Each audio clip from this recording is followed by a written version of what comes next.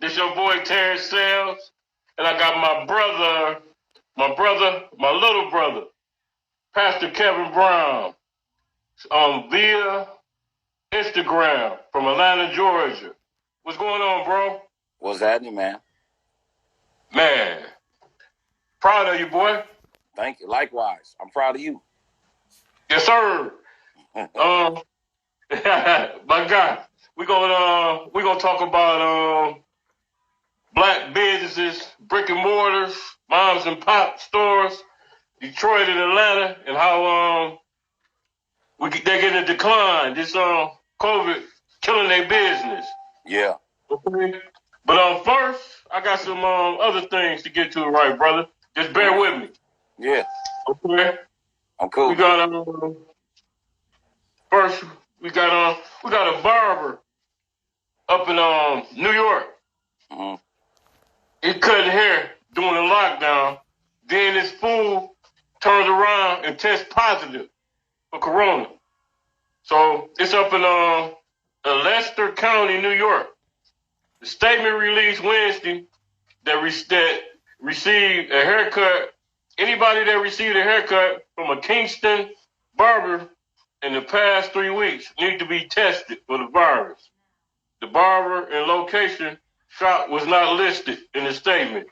So basically, bro, they saying that this particular barber, he been cutting for weeks, about 2-3 weeks, and he got corona. He's spreading it. He been cutting illegal. You know what I'm saying? It's crazy, bro. What you think about that?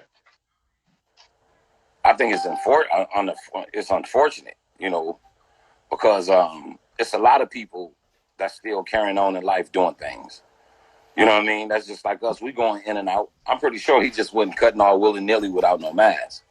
So that means somewhere in there, he might not even caught it or contracted the virus even in the shop. You know what I mean? But once he caught it, everybody that been up there for the last few weeks need to be tested. But you know what I mean?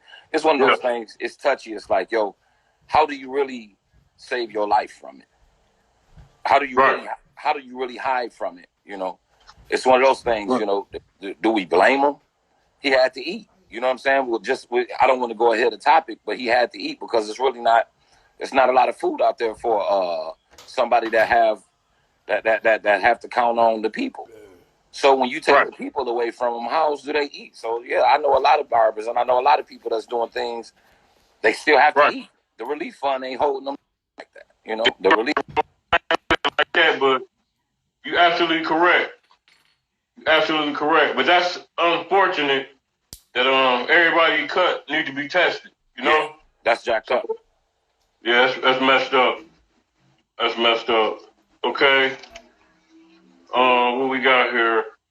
We got a man accused of shooting a Louisville Metro cop. His name was Kenneth Walker. He's 27. He pled not guilty to attempted murder on a cop. He shot the officer in the leg as they forced their way into the apartment. And they said the unit was met with gunfire. When they came in, he let them have it. You know what I'm saying? I guess he was protecting himself. Yeah. And anyway, he just shot the officer in the leg, right? Mm-hmm. So once they got everything under control, they searched the apartment, and it was a girl, his girlfriend. She was shot and unresponsive. Yeah, I'm familiar with the story. They had to return fire, is what I'm saying. Yeah. They had to return fire. So now they charging him attempted murder. His girlfriend is dead, and a bunch of other charges. You know what I'm saying? But they ain't never say that the officers killed the girl. They didn't never say that, man. So that's a bad situation, man. You know what I'm saying? He didn't know. All he know is door jumped open, and he opened fire. Yeah. You know? They said he was a licensed. I'm familiar with the story. They said he was a licensed carrier, and they also said the officers in them, they did not announce who they was, and they did a plain clothes. They were out plain clothes. So basically, he was protecting himself from a kick door. You know what I mean? That, you know, where we from, you know what I mean? He just protected himself from the kick door. He got the drop on him. He was ready when they kicked the door in. Now, that's one of those unfortunate events. Like I said, that the young lady, she was killed. You know, I saw, I believe they said she was on the front line working every day. You know what I'm saying? She was doing the coronavirus. And, you know, he trying to protect his family. They came in with unannounced, that's again, they're abusing power. Right. They abuse their power. Because anyways, why at night, why would you go and do a plain clothes kick in? Right. What do you expect for them? And they said they didn't even announce that there was authority officials or nothing.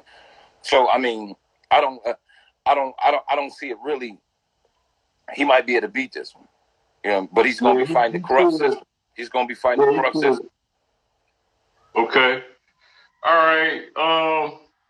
We're gonna debut something today, little bro. It's called the Big Dummy of the Week Award. Yeah.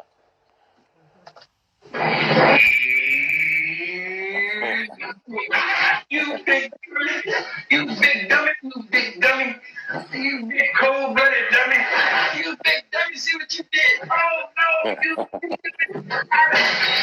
Yeah. You big dummy, you dummy. Okay. You're right. Whoa, hold on. Okay. And the big dummy is this guy they call him Arkansas Mo. Let me see. Hold on. Let me get to it. Okay, his real name is Maurice Fang. Yeah. He down there with you. Yeah, you already know where I'm going. Yeah, okay. I'm familiar with him. This individual, he plays on Love and Hip Hop. Correct. And, he was arrested and charged with the federal bank fraud after misusing funds from the PPP loan. The Fed official said Wednesday, he also known as Arkansas Mo, he had a trucking company named Flame Trucking, and he submitted the PPL loan for the company. April 15th. He told them he had 107 employees, and he needed the money to pay for payroll and utilities and stuff like that. Mm-hmm. I think they gave him $2 million, bro. If I ain't mistaken. 2.7. 2.7. There you go. 2.7. And he certified the loan and said the proceeds will you use to retain the workers' payroll, the mortgage, interest payments, the lease payments, and the utility and stuff like that. And the United Community Bank ultimately funded the loan for $2.7 million. Mm-hmm. This jackass, a big dummy, excuse my language, Pastor. This big dummy used most of the money for jewelry, diamonds, and he leased the 2019 Rolls Royce. Mm-hmm. But when they caught up with him, he had $80,000 in the house, like $9,000 in his pocket. And they asked him, did he use the money to lease the car? And he said, kind of, sort of. I mean, he making it hard, man. I couldn't get $2,000 out of him, bro. Right. He got $2.7 million. Right. He making it look bad, man. Right. I mean, excuse my English, he did typical nigga shit, bro. Yeah. Car, jewelry.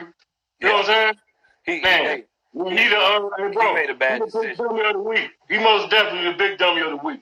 Yeah. You know what I'm saying? He made a bad decision. You know what I mean? A lot of times, when we ain't been in that kind of position or that much finances, you know what I'm saying? Instead of staying focused, he made a bad decision. Instead of staying focused, he went after his wants instead of what needed to be done. So, you know what I mean? It's going to be a lesson learned. And I guarantee he won't see money like that ever again, no matter which way the ball falls. You know what I mean? He made a bad decision. You know what I'm saying? sometimes we make bad decisions.